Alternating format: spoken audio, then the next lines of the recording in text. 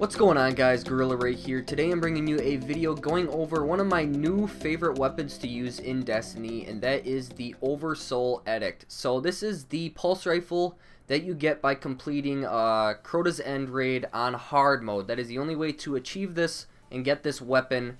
It is a legendary pulse rifle. A lot of people have not been using pulse rifles, but if you did not know about this most recent update or patch, update 1.1.1, I'll leave a link in the description of my video overviewing that patch and what came along with it.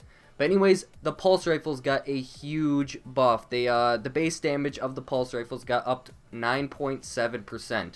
So that is quite a big difference from what they originally were and why people really weren't, I guess, using them in the first place. But now this weapon is awesome, and I've been hearing a lot of other pulse rifles are now a really big factor in Destiny. So we're just going to go over this weapon, go into details, and talk about what I think about the weapon, show some gameplay at the end, and just give an overall review for this weapon. Alright, so if we go into details, you can see it is a arc damage weapon. Now, the arc damage is pretty nice to have in the Crota's End raid. A lot of the shields that they have in that raid are arc shields. So this is quite significant when it comes to that. So now let's go over the sights and the basic perks. So first we got the red dot OES agile sight for smooth engagement in close quarters.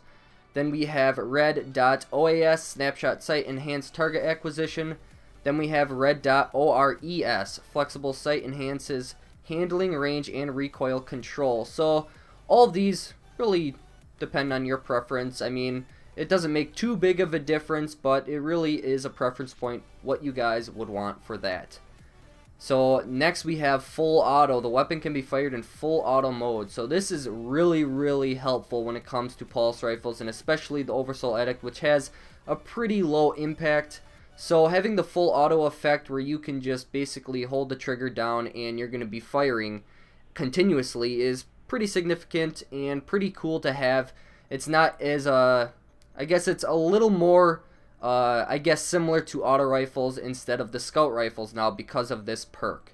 Next we have the upgrade damage and then the second tier. Second tier has snapshot. Aiming this weapon is incredibly fast. Field scout maximum ammo capacity, and fitted stock increases weapon stability. So this overall, this perk or these perks here in the second tier, again, a lot of time I don't tend to use snapshot. Aiming the weapon is, I mean, faster. Isn't that big of a difference to me. If it was up to me, and basically what I suggest is to really switch between these two based on your preference point. The fitted stock really increases the stability, as you can see. I mean, it's pretty significant bump up there, but you do see that it drops the magazine to 30. So with the field scout, magazine goes up to 42. So having 42 bullets instead of 30, having 12 more bullets overall is, I guess, I mean, 4 more pulses of your pulse rifle, which is pretty nice to have, and I definitely recommend this, seeing as the stability is already pretty good with this weapon. Next we have the main perk for this, and that is Dark Breaker. Projectiles will over-penetrate through Hive Night Wall of Darkness. So if you are running raids or running any mission whatsoever that has knights, especially knights that have the Night Wall of Darkness, I guess you could call it, this weapon will shoot through those shields. So, you know, when you get up to a knight, it's close to dying, it throws up its shield, and you're like, shit, alright, I gotta either throw a grenade or just wait for him to put it down. With this weapon, you can actually just shoot right through the shield. Really nice, really helpful, especially in raids and missions that have knights and have knights with that shield. So it's pretty helpful to have. Next we have the next upgrade damages, and then of course Hive Disruptor, increased damage to Hive Majors. So this weapon obviously is a really Hive based weapon, as you can see even by the look of it. It looks really cool, got that kind of green glow to it on the side, as well as like the bone scales almost on the sides. But overall, like I was saying at the beginning of this video, this is probably in my top 5 favorite weapons now because of this most recent update. Just having this weapon, and you can see in the gameplay that I show, the base damage having it increased by 9.7% really made this weapon shine and is now one of my favorite weapons to use.